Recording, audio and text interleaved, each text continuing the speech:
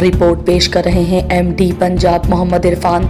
चकवाल के इलाका समनाबाद जामे मस्जिद मक्की मदनी के बराबर वाली गली में मौजूद government girls primary school Samanabad की दीवार के साथ ही गंदे पानी का नाला गुजर रहा है। स्कूल के वॉशरूम का सीवरेज पाइप इस नाले में गिरता है और अहले मोहल्ला कूड़ा किरकिट भी इसी नाले में फेंक देते हैं, जिसकी वजह से स्कूल के वॉशरूम बंद होने की वजह बदबू और बीमारियां बढ़ गई थीं।